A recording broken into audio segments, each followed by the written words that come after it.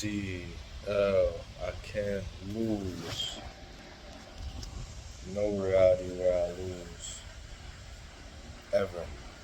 Today is July 1st, Wednesday, July 1st, 2026, day 182 of the 100 push up, 100 squat progressive challenge for a year. We're now in the month of July, so we're doing 160 push up, 160 squat every single day for this month. We're pushing. We're now officially halfway through the year. 182 times 2 is 364.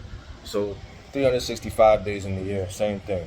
We're halfway through the year and we're still pushing. Let's go. Nothing, and in that nothing, you become untouchable. Say it in the comments right now. I owe no one an emotional explanation. Because the truth is simple. If you want to win this game, you must stop caring about how you're seen and start focusing on how you're remembered. Number one, caring makes you predictable. Predictability makes you weak. If they can predict you, they can control you. That's the brutal truth. And nothing makes a man more predictable than caring too much. When people know what you react to, they know exactly how to manipulate you. Your silence becomes rare. Your presence becomes cheap. You become easy to read, easy to corner, easy to break. Every sigh, every over-explanation, every desperate text exposes something deeper. Your emotional need to be seen, understood, accepted, and that need, that's the chain. That's the leash they tug when they want control. But Machiavelli didn't live by emotion. He lived by leverage. He knew that true strength isn't shown in how loud you cry. It's shown in how quietly you watch. When you're unshaken by disrespect, when you're unaffected by praise, when no one can figure out what gets to you, because nothing does, that's when you become dangerous. The person who doesn't flinch wins. The one who doesn't chase retracts. That's not detachment. That's dominance. And it's not a mindset you're born with. It's a weapon you forge, one cold decision at a time. Every group you enter, every conversation you're part of, is a subtle war for power. People size you up not by your appearance, but by how emotionally reactive you are.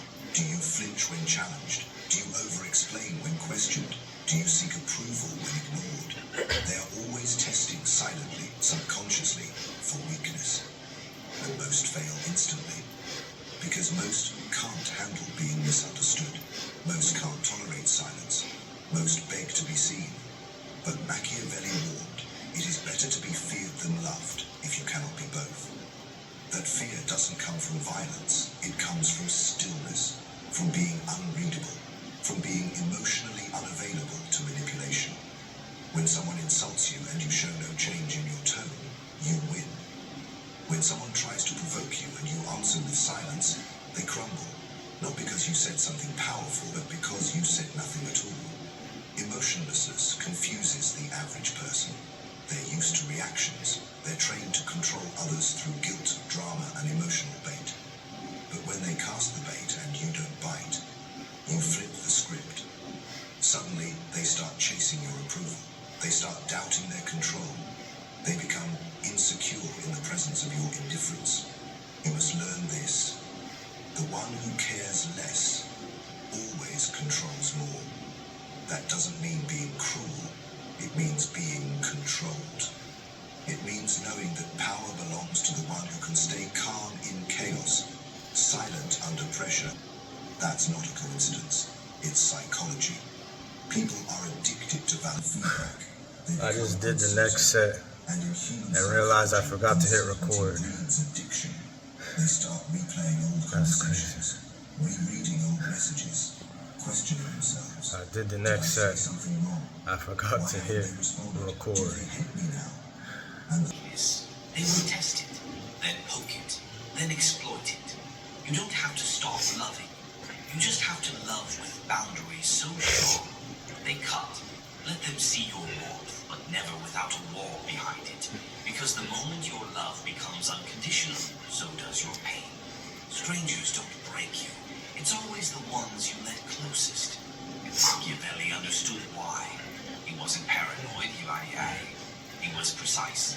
He knew that the people who knew your buttons, your boundaries, your soft spots, were the most likely to push them. Not because they hate you, but because they've stopped fearing you. And when fear leaves a relationship, so does respect. Test 1. The entitlement test. They stop thanking you. Stop asking for permission. Stop considering how much you're giving. Why? Because in their mind, you're already theirs. They believe you'll always help. You'll always show up. You'll always say yes. And the moment you don't, you're selfish. You've changed. You're cold.